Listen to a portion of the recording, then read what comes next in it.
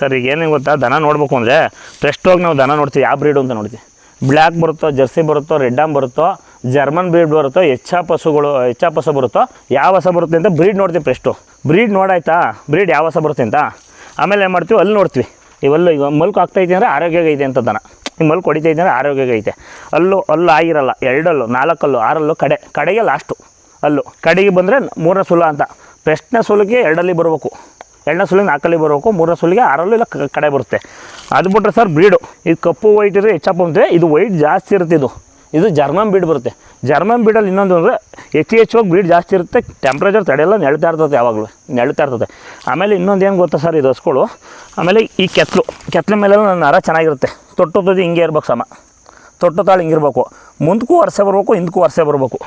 ಆಮೇಲೆ ಕಾಲು ಕಂಡೀಷನ್ ಕೆಲವು ಕಮ್ಮಿ ಇರೋವು ಕಂಡೀಷನ್ ಚೆನ್ನಾಗಿಲ್ಲ ಅಂತಾರೆ. ಕಾಲು ಕಂಡೀಷನ್ಗಿಂತ ಕೆಲವು ವರ್ಷ ಜಾಸ್ತಿ ಇರ್ತದೆ. ದನ ಚಿಕ್ಕ ದನ ಇದ್ರೂ ಬ್ರೀಡ್ ಜಾಸ್ತಿ ಇರುತ್ತೆ ದನ. ಇದು ಬೇರೆ ಯಾರು ನೋಡಿದ್ರೆ ಏನಪ್ಪ ಅಷ್ಟು ಕೊಟ್ಟ ಅಂತಾರೆ. ಕೆಲವರು ಏನೋ ಒಂದು 10 ಕರಿತದೆ, 20-21 ಲೀಟ್ರ್ ಹಾಲು ಕರೆದೈತಿ. ಅನಿಮಲ್ ಚಿಕ್ತು, ಬರೀ 60,000 ಬಂದಿದ್ದು ಇಲ್ಲೇ ಪಕ್ತೂರಿಂದಲೇ ಬಂದಿದ್ದು.